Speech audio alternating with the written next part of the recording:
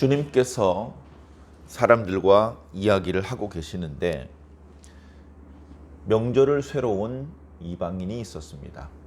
그들을 오늘 말씀에는 헬라 사람이다 라고 설명하고 있는데, 헬라 사람이 6월절에 예루살렘에는 무슨 일로 왔을까요?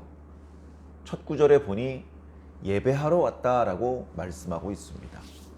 헬라 사람이 6월절에 예루살렘에 예배를 하러 온다. 얼른 잘 이해가 되지 않는 말씀입니다만, 그러나 우리는 이미 여러 말씀들을 통해서 알고 있습니다. 이미 이때는 여호와 하나님을 믿는 그 신앙이 유대인들만의 것이 아니었습니다.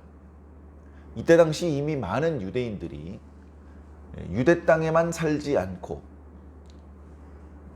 수많은 지역에 흩어져 살았습니다. 그리고 그곳에서도 나름대로의 유대인으로서의 정체성을 지키기 위해 아주 고군분투했습니다. 유대인들끼리 모이는 모임을 조직을 했습니다. 유대인 성인 남자 10명이 있으면 회당을 만들었습니다. 자기 동족들끼리 있을 때에는 히브리어를 사용하도록 했습니다. 그렇게 아주 진실된 모습으로 신앙을 하는 그런 유대인의 모습을 보면서 이방인들도 관심을 갖기 시작을 했습니다. 당신은 어떤 종교를 가지고 있어? 대부분의 다른 민족들, 이방인들은 우상을 섬기고 있었고 다양한 종교를 인정하는 그런 분위기였습니다. 그런 분위기에 다른 종교는 거들떠보지도 않고 오직 자신들의 신만을 정성스럽게 섬기는 유대인들의 모습은 이방인들에게 꽤 신선한 충격으로 다가왔던 것 같습니다. 내가 보니 당신 인성도 좋고 정직하고 부지런하고 또 여러 가지로 총명한데 당신이 섬기는 종교는 무엇이오?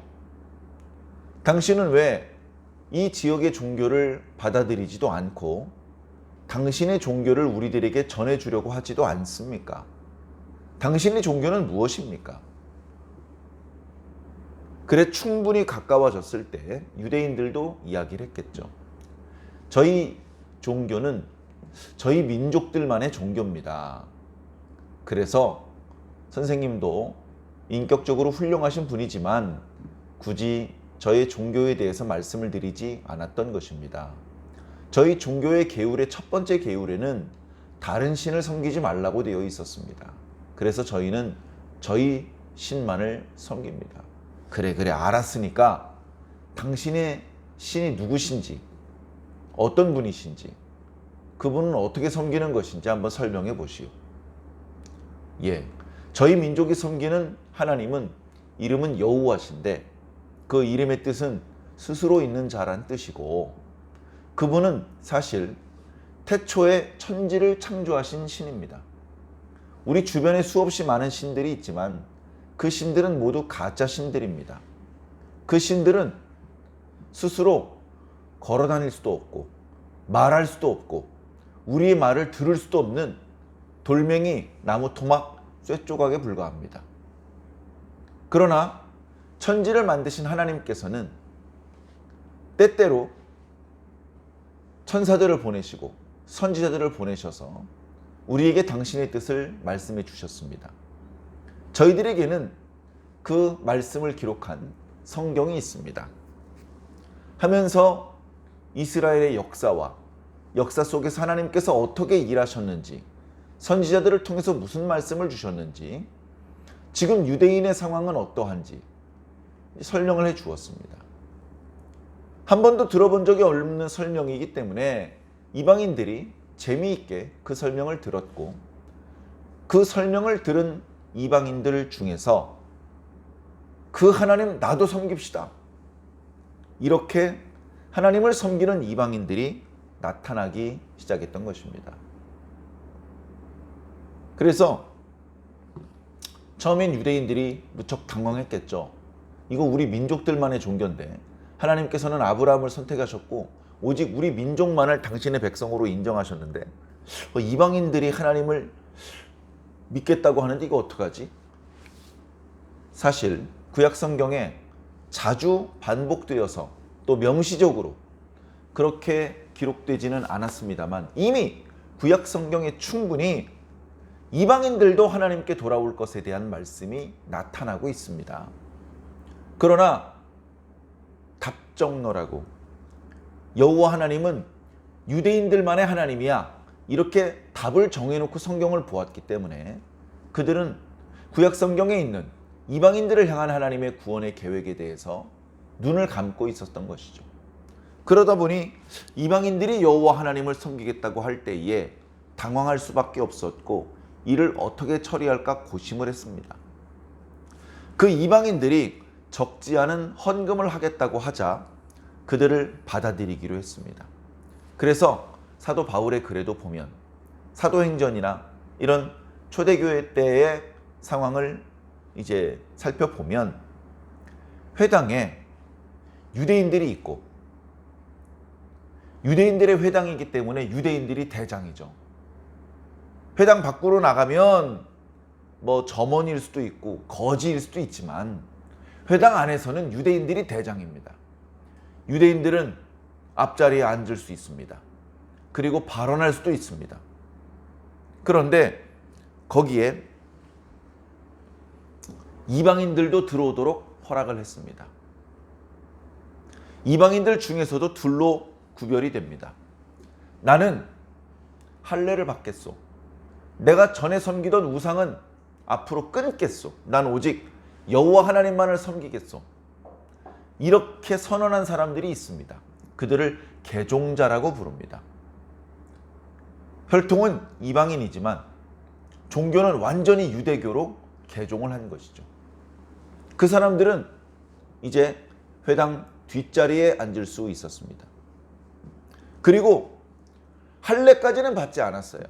그러니까 온전히 개종한 것은 아니죠. 그러나 마음속으로 진심으로 하나님을 경외하는 사람들이 있었습니다. 하나님을 경외하는 사람들이라는 그런 표현이 있을 정도로 그런 할례는 받지 않았지만 유대교인들이 여호와 하나님을 섬기는 그런 이방인들이 많이 있었습니다. 그들은 회당에 들어올 수 있었지만 앉을 수는 없었습니다. 뒤쪽에 서서라도 회당에서 낭독되는 율법의 말씀을 듣고 유대인들과 비슷하게 신앙을 하고 싶어 했던 것이죠. 자, 바로 그런 이방인들 중에서 형편이 되고 또 어떤 신앙적인 열정이 있는 이방인들이 명절에 예루살렘을 찾는 경우들이 있었습니다. 그 숫자는 물론 많지 않았습니다. 그 이방인들은 매번 명절을 빠짐없이 예루살렘에 방문하는 것도 아니었습니다. 그러나 어쨌든 그런 이방인들이 있었던 것이죠. 오늘 말씀에 헬라인이라고 표현하고 있는데 헬라인이라는 말은 엄밀하게는 그리스인이란 뜻이지만 로마가 그리스를 멸망시키고 그 지역을 다 정복해서 아덴 지방과 아가야 지방과 마케도니아 지방으로 나누어서 다스리고 있는 마당에 그리스인이란 말은 무의미한 소리입니다. 여기 헬라인이라는 말은 헬라어를 쓰는 이방인이라는 뜻입니다. 자, 그들이 유대교에 대해서 관심이 많고 또 여호와 하나님께 대하여 관심이 많고 율법에 대해서 관심이 많기 때문에 많은 돈이 들고 시간이 드는데도 불구하고 이제 6월절이라는 명절을 앞두고 예루살렘에 예배하러 온 것입니다. 오면서 들었을 것입니다. 예수님에 대한 소식을. 특히 최근에 죽은 지 4일이나 지난 사람을 다시 살려낸 이야기를 들었을 것입니다. 그래서 그들은 그 예수란 사람을 한번 만나고 싶어 했을 것입니다. 그들을 인솔해온 유대인들도 예수님에 대해서 큰 거부감이 없었던 것 같습니다. 예수님을 유명한 랍비 중에 한 사람이거나 어쩌면 구약 성경에 나오는 선지자와 같은 사람일 거라고 소개했던 것 같습니다. 그런 분이라면 우리도 좀 만나고 싶습니다. 우리와 따로 만나서 식사도 하고 우리도 그분에게 가르침을 받고 싶습니다. 그런 마음이 들어서 주님을 찾았습니다. 감히 주님께 직접 다가가지 못하고 제자들 중에 빌립이라는 제자에게 먼저 접근을 했습니다. 빌립이라는 이름 자체가 약간 유대식이 아니고 헬라식으로 이름이 붙여진 것이거든요. 말을 사랑하는 사람, 이제 굳이 의미를 설명하자면 그런 의미를 가진 그런 이름이었습니다. 아, 저 사람은 헬라 말을 알겠구나. 저 사람을 통해서 부탁을 하면 되겠다. 그래서 빌립에게 부탁을 했고, 빌립은 자기 동네 사람이었던 안드레에게 어떤 헬라 사람들이 나한테 이런 부탁을 하는데 어떡하지? 아, 그래? 일단 주님께 한번 여쭤보자. 그래서 두 사람이 같이 주님께 가서, 아, 주님, 저쪽에 어떤 헬라인 몇 사람이 주님에 대한 소식을 들었는지 주님을 좀 따로 만나고 싶어 하는데요. 주님, 어떻게 하면 좋을까요? 이렇게 이제 주님께 여쭈어 보았습니다. 아, 그래? 조금만 기다리라고 해라. 내가 잠시 후에 그쪽으로 가겠다. 아니다, 만나지 않겠다. 이런 대답을 우리는 할 것 같잖아요. 주님은 전혀 다른 말씀을 하고 계셨습니다. 주님께서 그때 그런 말씀을 하신 이유가 무엇일까? 제자들의 말을 듣고 이것을 하나의 사인이라고 생각을 하셨던 것인가? 그것도 아니면 제자들의 이야기를 어쩌면 주의 깊게 듣지 못하시고 그때 주님께서는 뭔가 깊은 묵상에 빠져 계신 상황이 아니었을까? 그리고 그 묵상을 끝내고 그 묵상을 통해서 깨달은 것을 말씀하신 것은 아닐까? 저는 그런 생각을 해 보았습니다. 제자들이 예상하는 대답과 달리 주님께서는 갑자기 이렇게 말씀하셨습니다. 인자가 영광을 얻을 때가 왔도다. 여기서 인자는 예수님을 가리키는 표현입니다. 예수님은 내가라는 표현을 쓰실 때도 있으셨지만 인자라는 표현을 쓰실 때가 상당히 많이 있었습니다. 특히 예수님께서 인자라는 표현을 쓰실 때에는 예수님의 역할이 그리스도의 역할을 할 때 그런 표현을 많이 쓰셨습니다. 그리스도이시지만 사람의 아들이다. 그리고 이 표현은 여러 번 설명드렸습니다만 다니엘 선지자의 글에 사람의 아들과 같은 이가 나타나셔서 이런 일을 했다. 그런 대목이 있는데 그 대목에서 하나님께로부터 온 사람을 인자라고 예수님께서 표현을 하셨고 그 표현은 오늘 우리들이 느끼는 것과는 달리 당시 유대인들에게는 익숙한 표현으로 다가왔던 것 같습니다. 자, 인자가 영광을 받을 때가 왔도다. 드디어 때가 되었도다. 이렇게 말씀하시는 겁니다. 아마 빌립과 안드레는 서로의 얼굴을 쳐다보며 이게 무슨 말씀이지? 이게 무슨 뜻이지? 그 사람들을 만나시겠다는 말씀인가? 만나지 않겠다는 말씀인가? 우린 저 사람들 기다리고 있는데 뭐라고 답해주지? 아마 두 제자는 또 그러고 있었을 겁니다. 그러거나 말거나 예수님께서는 계속해서 말씀을 주고 계십니다. 내가 진실로 진실로 너희에게 이르노니 한 알의 밀이 땅에 떨어져 죽지 아니하면 한 알 그대로 있고 죽으면 많은 열매를 맺느니라. 자, 우리가 잘 아는 말씀이죠. 이 말씀이 이런 정황 가운데 하셨던 말씀인지는 잘 모른 채 이 구절의 말씀, 우리가 이렇게 헌신적으로 충성하고 봉사해야 돼. 그러면 지금 당장은 이렇게 해봤자 별 소용없을 것 같이 느껴질 때도 있지만 결국은 많은 열매가 돼서 돌아올 거야. 주님께서 기뻐하실 거야. 이제 이렇게 생각을 하고 또 그렇게 설명을 하고 설득을 할 때 이 구절의 말씀을 사용할 때가 많이 있습니다.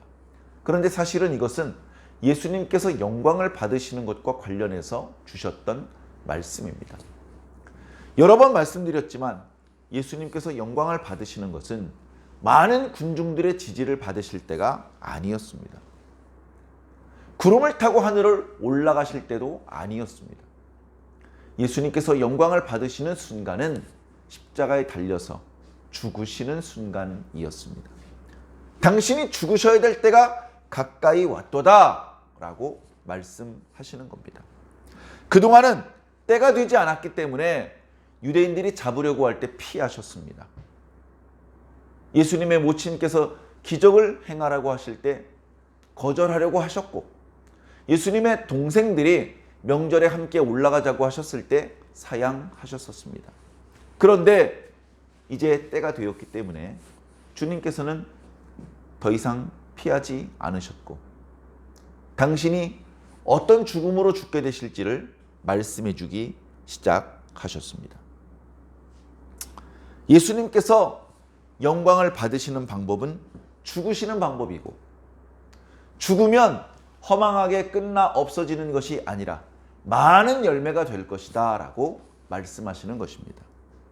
그러면서 이어지는 말씀에 자기의 생명을 사랑하는 자는 영생을 얻지 못할 것이고, 자기의 생명을 미워하는 자는 영생을 얻을 것이다.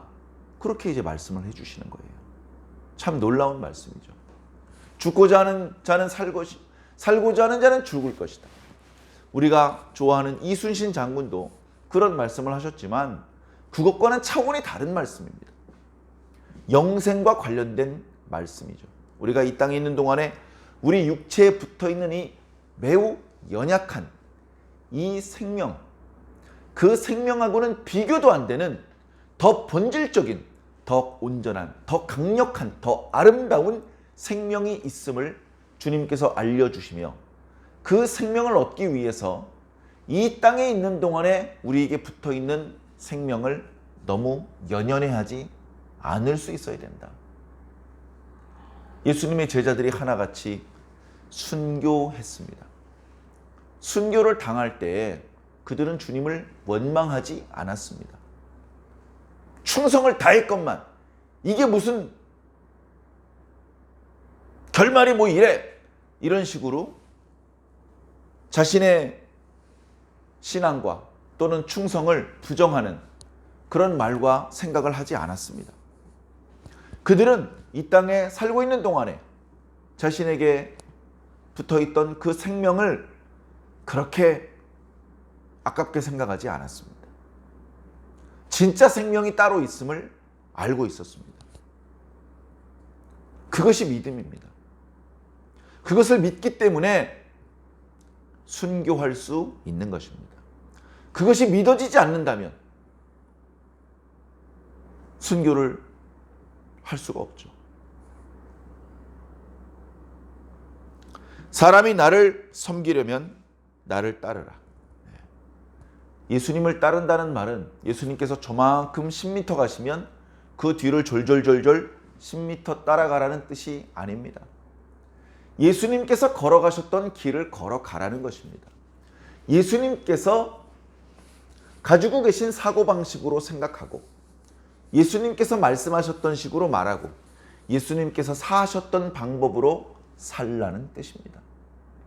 예수님께서 십자가에 달려 죽으셨으니 우리도 십자가에 달려서 죽어야 됩니다. 누구든지 내 제자가 되려거든 자기 십자가를 지고 나를 따르라. 주님께서 다른 복음서에서 제자들에게 주셨던 말씀입니다. 십자가는 주님 혼자 다 지고 우리는 룰루랄라 띵까띵까 그냥 부귀영화만 누리는 것으로 착각해서는 안 됩니다.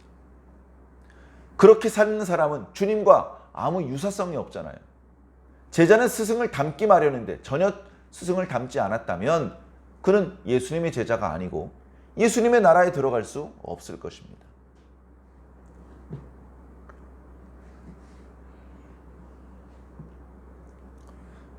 나 있는 곳에 나를 섬기는 자도 거기 있을 것이다. 예수님께서 가시는 곳에 예수님 섬기는 사람도 가는 겁니다. 예수님은 부활 승천하셔서 이 땅에 계시지 않습니다. 예수님께서 이 땅에 계셨더라면 아마 저기 가셨을 거야 싶은 곳에 바로 저와 여러분들이 가야 하는 것이죠. 이렇게 사람이 나를 섬기면 내 아버지께서 그를 귀중히 여기실 것이다. 지금 내 마음이 괴로우니. 왜 괴로울까요? 죽음을 앞두고 있기 때문에 그렇습니다. 죽음을 앞두고 있기 때문에. 내가 죽어야 하기 때문에 아버지여 나를 구원하여 이 때를 면하게 하여 주시옵소서. 내가 이렇게 기도해야 되겠느냐? 아니다. 나는 이 때를 위하여, 이 죽음을 위하여 왔느니라. 그러면서 하나님 앞에 기도를 드립니다. 하나님 좀 덜 아프게 해주세요. 이런 기도를 드리는 것이 아니고 하나님께서 영광을 받으시기를 기도합니다. 전에도 이렇게 기도하셨었습니다. 어쩌면 예수님께서 기도하실 때마다 이렇게 기도하셨던 것 같습니다. 예수님은 언제나 먼저 하나님의 영광을 생각하셨습니다. 우리도 그렇게 생각해야죠. 우리가 무슨 일을 할 때 이거 해야 될까 말아야 될까 고민스러울 때가 있습니다. 그때 생각을 해야 되는 거예요. 이것이 하나님께 영광이 되는 것인지, 이것이 교회의 유익이 되는 것인지, 이것이 나에게 보람이 되는 것인지 먼저 생각해 보아야 됩니다. 기도해 보아야 됩니다. 말씀을 살펴보아야 됩니다. 예수님은 항상 하나님께 영광을 돌릴 수 있는 그런 일들만 하신 것입니다. 아버지여, 제가 이제 죽어야 될 때가 됐습니다. 저의 죽음을 통하여 하나님께서 영광을 받으시기를 원합니다. 그러자 하늘에서 소리가 났습니다. 그 소리는 이미 내 이름이 영광을 받았고 예수님께서 이 땅에 계신 동안에 하셨던 무수히 많은 일들을 통해서 하나님께서 이미 영광을 받으셨고 또다시 받을 것이다. 예수님께서 십자가에 달려 돌아가시는 그 일을 통해서도 또 하나님께서 영광을 받으실 것이다. 예수님께서 그 응답을 듣고 기뻐하셨을 것입니다. 그런데 사람들은 그 소리를 제대로 듣지 못했습니다. 주님께서 말씀하시기를 이 소리가 난 것은 나를 위한 것이 아니고 너희를 위한 것이다. 주님을 안도하게 만들기 위해서 음성을 주신 것이 아니고 주님 주변에 있는 사람들이 그 소리를 듣고 주님을 믿기를 바라셔서 그 음성이 드러나게 하신 것인데 그 주변에 있는 사람들은 그 음성을 제대로 알아듣지 못했습니다. 사울이 주님 믿는 사람들을 박해하려고 다메섹으로 갈 때 주님께서 강한 빛 가운데 나타나셨죠. 그 주님을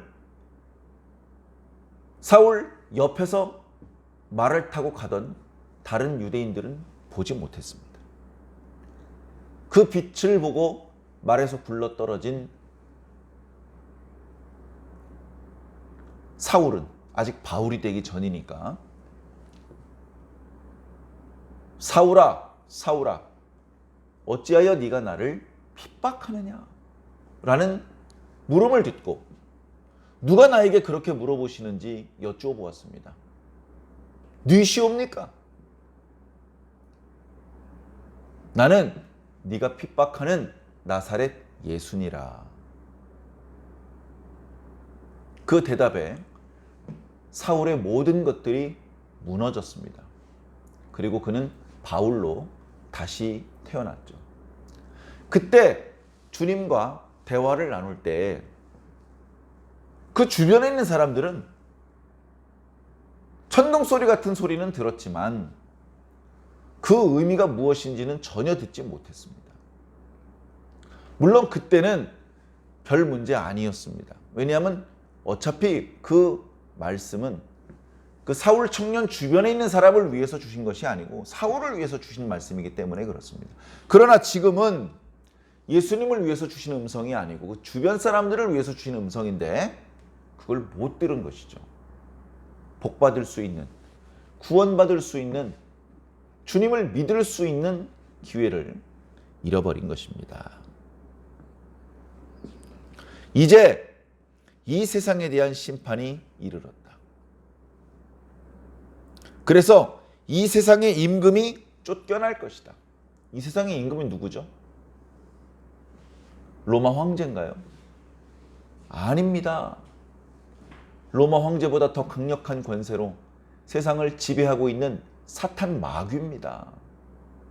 그런데 예수 그리스도께서 영광을 받으시는 순간 이제 사탄 마귀의 입지는 좁아지고 그는 결국 쫓겨나며 그는 결국 결박되고 그는 결국 무저갱에 던져졌다가 나중에는 불못에 던져지게 되는 것입니다. 물론 예수님께서 십자가에 달리시자마자 그렇게 되는 건 아닙니다. 꽤 오랫동안 마귀의 때가 지속됩니다. 심지어 마귀도 자기 때가 얼마 남지 아니함을 알고 하나님의 남은 백성들을 더욱 미혹하고 핍박한다고 말씀하시고 있습니다. 그러나 그 결국은 패배로 끝날 것입니다. 주님께서 말씀하십니다. 내가 땅에서 들리면 주님께서 어떤 형태로 죽으실 것을 말씀해 주시는 것이죠. 모든 사람을 내게로 이끌겠노라. 이렇게 말씀하시면 자기가 어떠한 죽음으로 죽으실 것을 보이심이러라. 무리가 물어봅니다. 자꾸 어딜 가신다 그럽니까? 율법에는 그리스도가 영원히 있을 것이라고 하셨는데 선생님 왜 자꾸 인자가 들려야 된다고 하십니까? 인자 도대체 누굽니까? 예수님께서 인자 나야 라고 말씀하지 않으시고 다른 말씀을 주십니다. 아직 잠시 동안 빛이 너희 중에 있으니 예수님께서 세상의 빛이라고 말씀하셨잖아요. 예수님께서 그들과 함께 할 수 있는 시간이 이제 얼마 남지 않았습니다. 그래서 잠시라는 표현을 쓰셨죠. 빛이 있을 동안에 다녀 어둠에 붙잡히지 않게 하라. 어둠에 다니는 자는 그 가는 곳을 알지 못한다. 너희에게 아직 빛이 있을 동안에 빛을 믿으라. 예수님 말씀 들을 수 있을 때 듣고 믿을 수 있을 때 믿어야 돼요. 버스 지나간 다음에 손 흔들어 봤자 버스 돌아오지 않습니다. 그리하면 빛의 아들이 되리라. 빛의 아들이 되어야 됩니다. 우리가 빛이 될 수는 없습니다. 빛의 아들이 되어야 되죠. 사랑하는 성도 여러분, 예수님의 때가 드디어 되었습니다. 그때는 예수님께서 죽으셔야 하는 때입니다. 예수님께서 죽으시는 방법은 들리는 방법인데 십자가에 못 박혀서 높이 들리는 그런 방법입니다. 땅에 누워서 곱게 죽는 것이 아니라 아주 참혹한 고난과 고통, 수치를 당하시다가 매우 높은 곳에 매달린 채로 죽으셔야 하는 것이죠. 그런데 그 죽음은 무의미한 죽음이 아니라 많은 열매를 맺게 하는 그런 죽음이라는 것입니다. 그 일을 통해서 하나님께서도 영광을 받으시고 그 일을 통해서 세상의 임금이 쫓겨나는 놀라운 하나님의 구속의 역사에 가장 중요한 역할을 그리고 대전환점을 만드시는 그 일을 하시는 겁니다. 그 일 때문에 육체를 입고 계셨던 주님께서 잠시 심란하셨지만 그렇다고 이 때를 면하게 해달라고 기도하실 수는 없다. 주님은 그 죽음을 두려워하지 않으시고 피하지 않으시고 그 죽음을 향하여 담대하게 걸어가셨습니다. 물론 주님께서는 이 말씀을 끝으로 무리들 앞에 대중 설교를 하지는 않으셨습니다. 이제 겟세마네 동산에서 체포되실 때까지 주로 제자들과 함께 계시면서 제자들에게 그리고 그 주변 가까이 있는 사람들에게만 말씀을 주셨죠. 이미 수년 동안 주님께서는 무수히 많은 사람 앞에서 기적을 행하셨고 말씀을 가르쳐 주셨습니다. 또다시 무슨 가르침이 더 필요하겠습니까? 기회가 있을 때 믿어야 되는 것이죠. 주님께서는 항상 하나님의 영광을 생각하셨습니다. 오늘 저와 여러분도 그 주님을 닮아서 하나님의 영광을 생각하시기 바랍니다. 세상 사람들이 생각하는 그런 복, 세상 사람들이 가치 있다고 생각하는 그런 가치에 동조하지 말고, 세속적인 가치관 속에서 살지 말고, 말씀 안에서 우리가 새롭게 발견하게 된 새로운 영적인 가치관, 땅의 것을 소중하게 여기는 가치관이 아닌 하늘에 있는 것을 더 소중한 것으로 생각할 수 있는 그런 가치관을 가지시고, 그 과정에서 많은 열매를 맺고 하나님을 기쁘시게 하는, 하나님께 영광을 돌리는 저와 여러분들이 꼭 되기를 예수님 이름으로 간절히 축원합니다.